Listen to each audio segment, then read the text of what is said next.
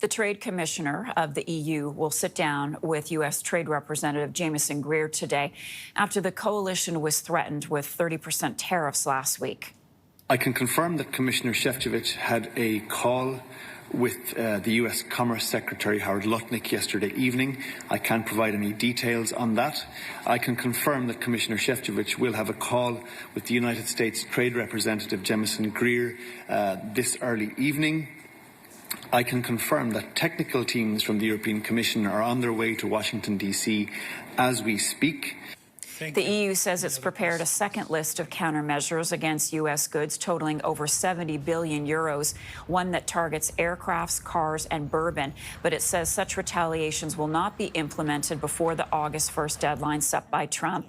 And today, the Kremlin expressing frustration after Trump threatened a 100% tariff if a peace deal is not reached with Ukraine in 50 days.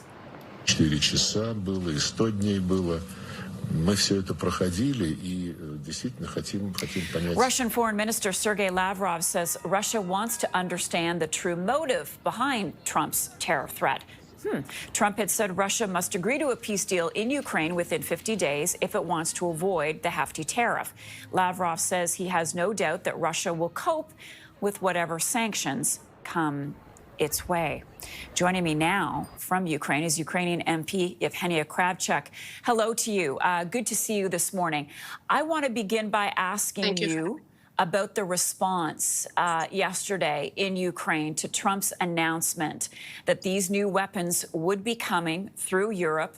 These weapons were on Volodymyr Zelensky's wish list. What does it mean to the people of Ukraine?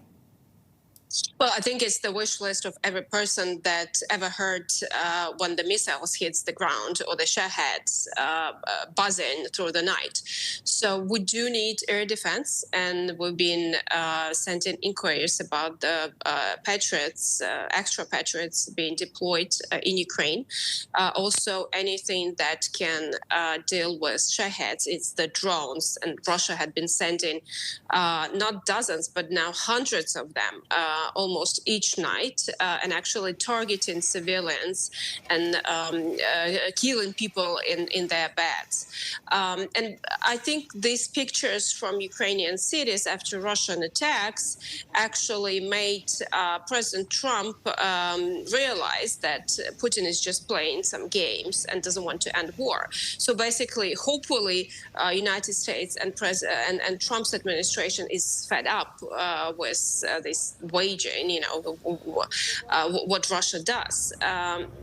Of course, we need long-range missiles because the war has to be on Russian territory as well. And we target only military targets, only factories that produce weapons, that produce drones, or the oil refineries that are fueling the military production or are being used by Russian army.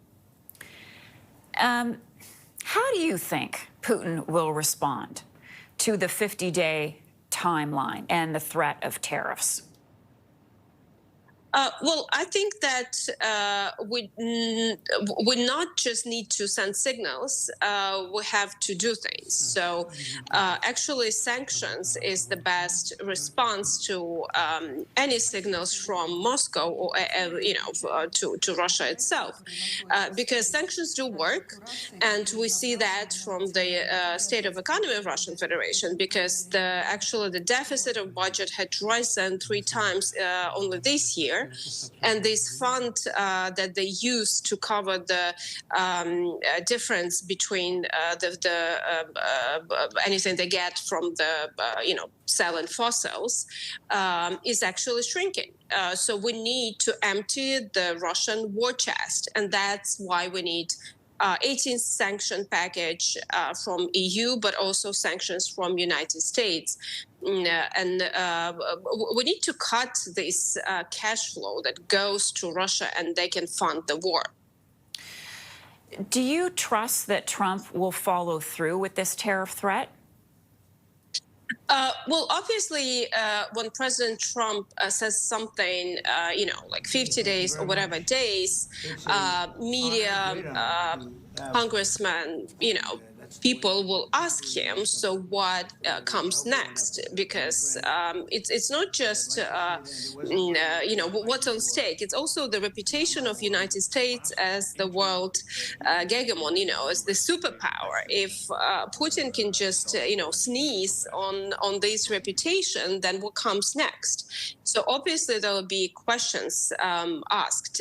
But the best, again, as I said, the best answer would to give more weapons to Ukraine, more sanctions on Russian Federation. Because if you want to actually see the real negotiations, then Ukraine has to have a stronger position, obviously, than the aggressor.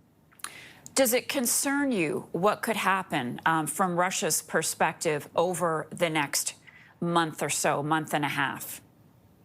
Well, I don't have any doubts that Russia will be targeting Ukrainian cities. I mean, I live in Kiev. I know how it is not to sleep every other night. But obviously, it's the game who will blink first. And today in Ukraine, while I'm wearing the embroidery, we have the Day of Statehood. So basically, this is the war of whether Ukraine will hold independence, will hold the independent state or not. So for us, it's very, a lot of things on stake. And hopefully together with the help of civilized world, we will not let Russians, the aggressor, win. Yevhenniia Kravchuk is a Ukrainian MP. Always appreciate your time with us. Thank you for having me. You take care. Be safe, please.